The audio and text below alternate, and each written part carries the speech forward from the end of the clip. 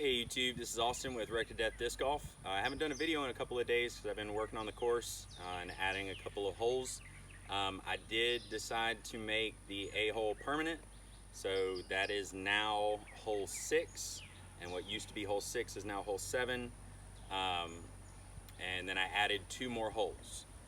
Did a little bit of bush hogging, cleared up an area, so now I have a relatively short hole with a tight gap that finishes a little bit right, so it should be one that kind of forces me to throw forehand a little bit more off the tee, which is one part of my game that I know needs work. So I figured I'd make a video today showing you all the new holes, showing you all the areas that I cleaned up a little bit, and videoing another round.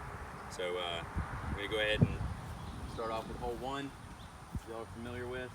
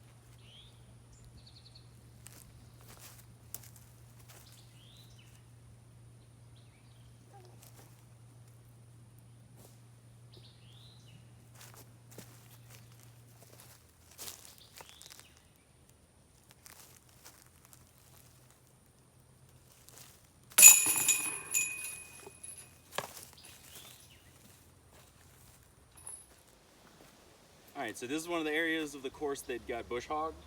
So you might be able to tell in the video, but this side of this little trail used to be out to here. So I just came through and cleared all of this. I do have to go back through and cut back some of this stuff that's about head height on this left side, and then pretty much have it where I want it.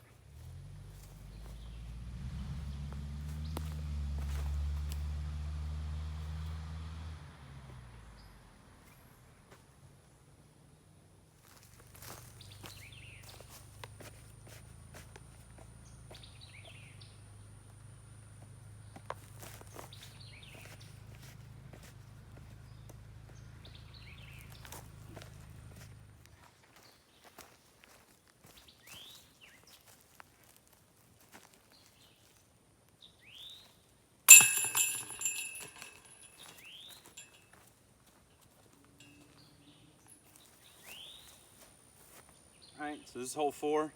I actually aced this hole again 2 days ago and wasn't videoing then either. But this time I did have a witness other than my son, so my wife signed it. And since my son can't read or write yet, I just had him make his mark, and then I signed for him underneath that. But the old KC Pro rock, 180 grams. Since it's gotten warmer, I put it back in the bag. I love the stiffness of the KC Pro plastic, but when it's cold out, it just feels really slick to me.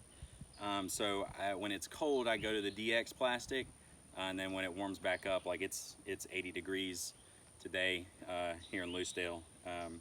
But so this is plenty warm for me to get a good grip on the KC Pro plastic, and then like I said, I love the stiffness of it. So. All right. See if we can get it.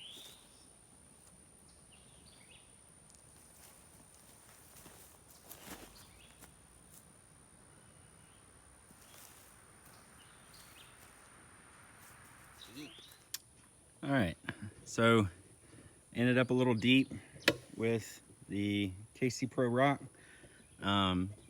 This is looking back at the basket. So I figured this is a perfect opportunity to show y'all what I did with the bush hog. So this group of trees here is where the old tree line used to be. Like from here, straight that way to that other set of bushes. And then looking back the other way, it kind of followed this line right here and then went out to about here. And then there was this little trail over here going to the other part of the property. So I bush hogged all of this. This is where 5's T-pad was, right up here. So I pushed it back. I'm probably gonna put the T-pad further back in there. But for now, I'll still throw from here because it's level. Back there, it's kind of sloped down, so I don't really want to throw from way back there until I get a T-pad built up. And so what I'm kind of thinking is just deck boards across 2x4s, the T-pads, and then put a little bit of turf. This is the gap that I opened up. That'll be one of the extra holes that I made that we'll see in just a minute. I'm gonna go back there after we finish this one out. So, all right, so deep, going back uphill at the basket. Hey, Abe.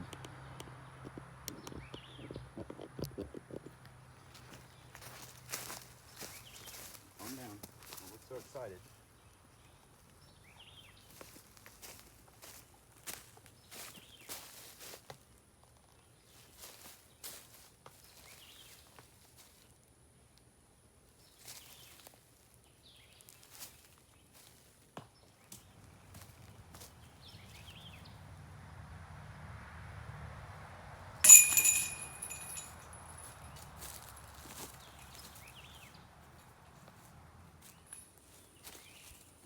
So this is one of my new holes, straight through this little tight gap and over to the right a little bit.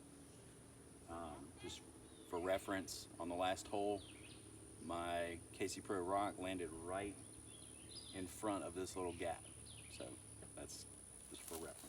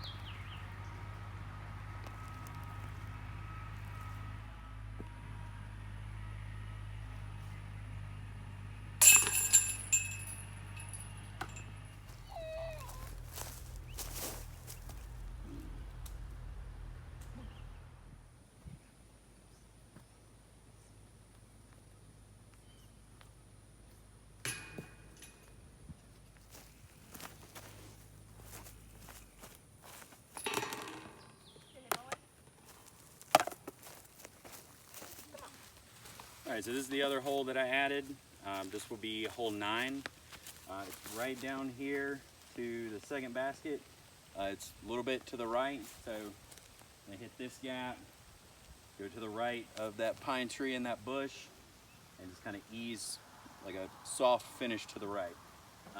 So this is, again, another one that's going to force me to throw a forehand. So we'll see how it goes.